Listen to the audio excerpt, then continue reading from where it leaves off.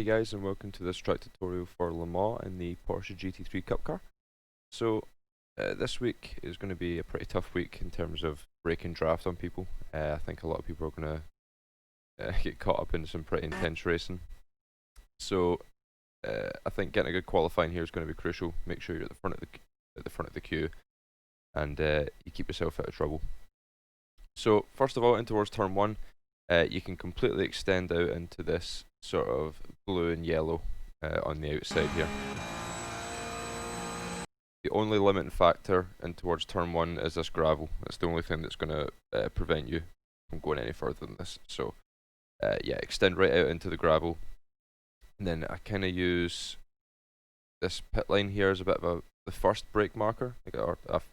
Yeah, you can see I start kind of coming off the throttle slowly, and then begin to apply some brake as I cross that white line.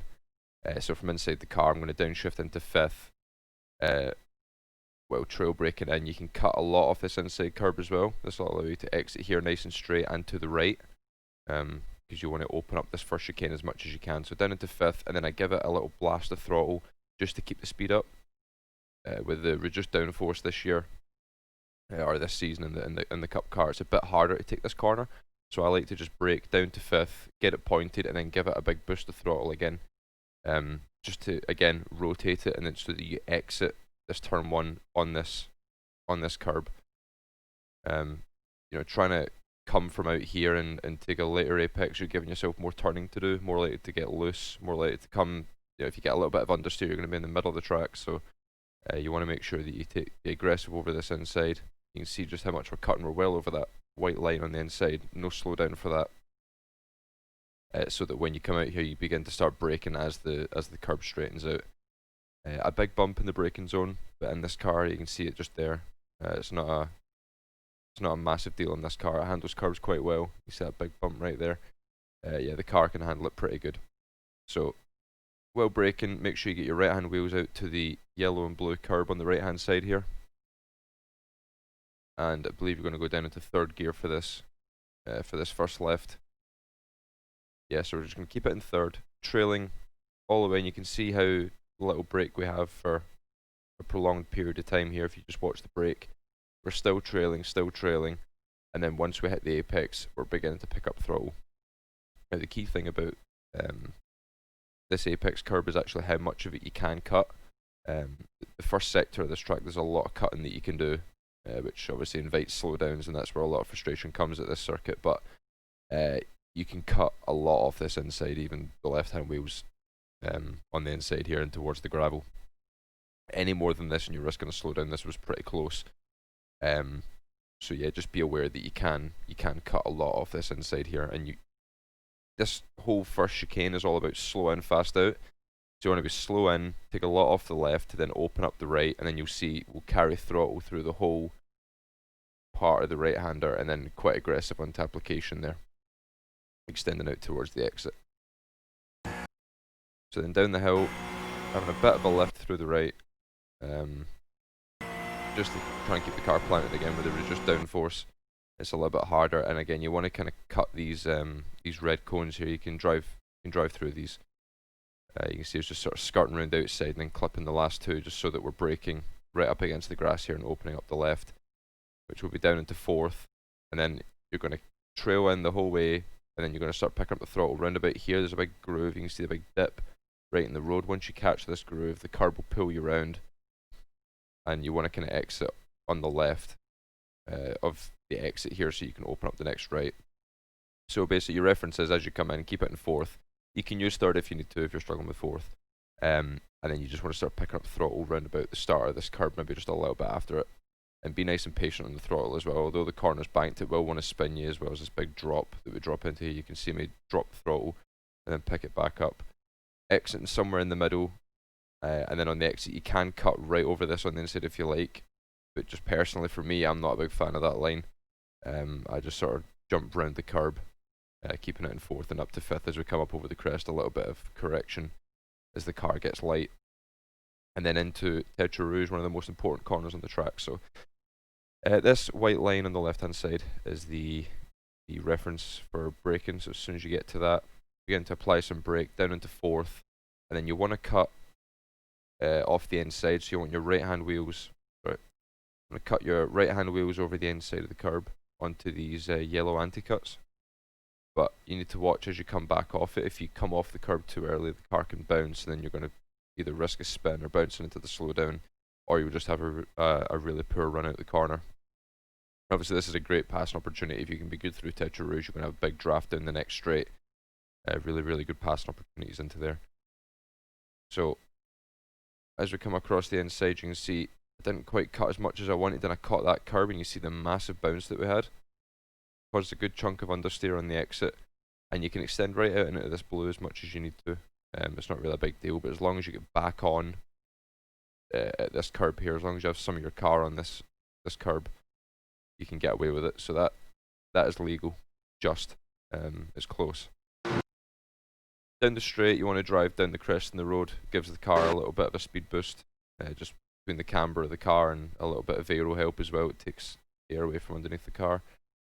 And then in towards the first Mulsanne chicane, I like to use the yellow marker here as the brake marker. In reality, though, it's not quite the 200, it's a little bit after it. But you can see as we're coming to the yellow base, want to make sure we're near enough at threshold. Nice and gradual to threshold. Obviously, we're on low downforce, there's not a lot of grip. Really, really easy to lock up a tyre. So we're going to downshift into third, and you want to take a lot off this inside curb, but you need to be careful because obviously there's a slowdown here. Typical Le Mans. As soon as you want to take any kind of advantage from a corner, they're going to ping you with a slowdown, so this corner's no different. Yeah, this is about as far as I could get. I think if the middle of the car goes over this part, then it's game over. You're going to get I think it's a 2-second slowdown for that. So yeah, be aware of that, experiment with it, and find the limit. So as you're trailing through the right, I give it just a little bit of a throttle brake, just to try and help with the balance. It's very, very minimal. It's just to try and help balance the car. But I'm braking the whole time. You shouldn't be having to throttle up in between the two chicanes to gain speed back. If you're doing that, then you're not entering fast enough.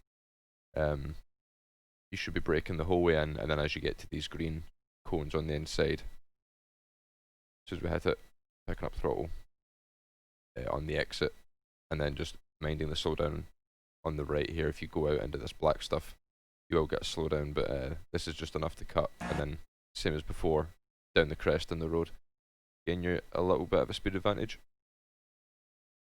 So into the next chicane, we're looking at the 100 board, or more ideally I'm looking at these kind of markings on the road. But same as before, yeah, you can see I'm already near enough at threshold before I even get to them. It's closer to this sort of break in the wall actually that I'm breaking, but yeah, I mean I'm looking at these kind of marks on the road, and when you're travelling at 280 k's, 275, it looks like it's right in front of you. So yeah, this is my reference, is the 100 board. I just want to make sure I'm at threshold as I get to the 100. See, you're holding a lot of brake here. Down into third, I think, for the first left. And then you want to be quite aggressive with the first curb here. You can take a lot off this, so you can see we're right up over the inside. Car gets a little bit unsettled, but it lands better now than it used to. And then I think we just keep it in third. I was downshifting to second, but getting back to power, it caused a few issues. So we'll just leave it in third for this chicane. It should be a little bit easier for you. So aggressive up over the inside. And then again, same as the first chicane, you're braking the whole time. There shouldn't be any cases of slowing down for the first left and then having to pick up some throttle in the middle here. You should be braking from the minute you start applying brake at that 100 board. You're applying brake through here, and then the same through here, and then again the same as the first chicane. As you come past these green cones, that's your cue to start picking up throttle. Now, only one thing to watch on exit is this little lip in the curb here. Your right hand wheels catch that, the car's going to bounce, it can snap, it can cause understeer and push you off into a slowdown or push you offline. So beware of that. Make sure you're getting back on the track before you get to that. You can see we're just coming off the curb as we get to it, and we just managed to avoid catching a really bad pogo. And then on the exit, tracking out, and you can just drive clean over this on the inside, making sure to get back on the track before, I think this is your slowdown here. If your left front goes over this, you can see we kind of have a bit of a correction here, and right around here is the slowdown. Looking at it from chase cam, you can see, I think we just caught the top of the curb. Yeah, we were just over the top of the curb, and the car just got a little bit loose. but in reality it actually pulled us off the slowdown, so it's quite ideal. I think the slowdown is right around here somewhere. So we were right on the edge of the slowdown, and then just extending out here, you can just drive right out to the grass, and then again down the middle of the track. So into Mulsanne corner, the cone on the left is basically your brake marker for that. Just a little bit after it, start applying brake, and you want to make sure you're at threshold by the time you get to this part of the corner. Now all the way through here, it's really bumpy, easy to lock an inside front. So you're all the way through here, you're actually not braking as much as you might feel. You don't need to brake that hard for this corner, just because if you do try and brake any harder, it will lock an inside front. And then you want to extend out just to this cone. If you hit the cone, you get a slowdown. So get as close to it as you can. And then also use that as your turning reference. Once you get to that cone, really begin trailing off the brakes in second gear, right in towards the inside. And again, if you clip these green bollards on the inside, that'll be a slowdown. So we're just wrapping around the outside of it, aggressive back on power, and then make sure you're back to full throttle before you get out to this curb on the exit. So again, down the middle of the road, just taking the apexes as they come, still staying down, still maintaining down the middle of the road, and then pulling across to the left here, and then right around here is my brake marker, just the start of the green Astro. Start applying brake down into fifth, and again, same as the first two chicanes, you shouldn't really be picking up any throttle in here.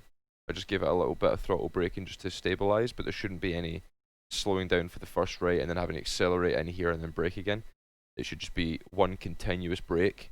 You might be kind of up and down the brake, but it's quicker just to carry more speed in fifth. You can see we're in sixth here, then down into fifth, and we just leave it in fifth. Trailing brakes the full way, a little squirt of throttle just to keep it stable, and then just keeping it in third. Trailing all the way in, and then as soon as we hit the curb on the inside, you want to use this curb to pull the car around. It gets the right hand tyres flat on this part of the circuit, and it gives the car a lot of rotation. So yeah, keep it in third. As soon as you hit that curb on the inside, pick up the throttle, even still with a lot of steering lock in, and then just bring it out on the exit out to the yellow and blue, and then aggressive back to the left, pull it back to the left, and then these sort of marks on the track are my gauge. Even just as you come to the end of this little black mark here on the circuit, begin to brake down into second. As you can see, we're extending right out towards the cone any further than this, and you're going to ping a slowdown. So you can have the full car basically off the circuit on entry just to help open up at Arnage corner. We're fourth down into second, up over the curb while we're braking, and aggressive up over the curb on the inside. Not up over the grass though. You do need to be careful just to wrap the curb, and you can see we're just our car's actually in the air as we come over the grass part. So we're just clipping the curb, aggressive back to power in second, and you're probably going to find yourself getting loose coming off this corner a lot. Just watch this black wall on the exit. There is an off track right at the verge of it, and you can see just a little bit of correction. There's the car's scrambling to find some kind of grip. So yeah, you guys are going to probably find that quite a lot in second gear coming off of there. Just scrambling for grip, and then here as well you can just cut right over the black and red part. Same into here, you want to cut over the black and red just to open up the Porsche curves for yourself, and then right as you come under the 100 board, basically as that fence finishes on the left hand side, you're pushing just a little bit more. See, I'm normally looking at the green Astro and thinking, right, I'll brake just before that, but obviously at the speed that we're going, it's a fair ways away. So you can even try and use a combination of the fence ending with the 100 board and the green Astro, just to try and gauge where you actually are on the circuit. Or if you're feeling brave, then you can use this yellow mark away off on the right as you're coming into here. You can see as that goes out of shot, I'm then applying brake. So you've got a couple references here that you can use, and make sure that you've got your left hand wheels just brushing the green Astro to make sure you open up the corner. Any further than this, I think you can ping yourself an off track, which obviously in qualifying will invalidate your lap, so I advise against that. So sixth down into fourth, and then you want to make sure that you get your right hand wheels on this curb. It will really rotate the car, and then you're back to power basically as soon as you get onto the curb. as the curb starts. That's kind of your reference. You can see we're actually picking up beforehand, but as we're approaching the curb, I'm thinking to myself, right, let's pick up the throttle, and then as the right hand wheels hit the curb, along with the throttle input, it's going to pull the car around to the right, so that you can exit the first right, somewhere in the middle to the right. You can see how we're right over to the right to help open up the left. If you come steaming through that right, you're just going to make this a lot tighter for yourself, and this blue wall just comes out of nowhere. This corner really tightens on exit, and you can see we're having a bit of a moment here. Just trying to correct as we try and keep it as flat as possible. And then there's not really any brake markers for around about this part of the track. It is really just about feel. As we come through here, we're just balancing throttle the whole time, getting just to full throttle, having a bit of a moment, and then as soon as we start coming off this curb on the right to turn in for the left, we're beginning to apply brake. Just trailing very, very lightly, just enough just to scrub a couple Ks off and get down a gear in fifth through here, down into fourth, and then you want to be aggressive up over the inside of this curb. It will sort of pop the car in the air, but if you can get up over the inside of it and then wrap the curb the whole way around whilst applying throttle, keeping it tight to the inside like we have here, so that you can just keep rotating it around this white line, and then you're exiting out here to then open up the next left. See, we're down into fourth, just going to keep it in fourth for this, and then as soon as we get up over this curb on the inside, you can see how aggressive we are on throttle pickup before we even get there, transferring the weight to the back of the car, getting up over the curb, and then just sliding it on the exit. Careful not to catch a slowdown, which tends to come in around about this black line. If you're still out here, as you're coming back on, you're going to ping a slowdown. And then finally, the last chicane. Really, really tough part of the track. Can make or break a qualifying lap. And basically, for me, as soon as I'm getting to these kind of black marks in the track, these are roughly where I'm using it for a brake marker. So down into, I think, fourth for the first left. Down into fourth, and then you want to aim for this little white marker. You can just drive clean through this. You can see we've just completely obliterated it, and it's still there. You can actually be a little bit more aggressive than this, but it does start risking slowdowns at that point.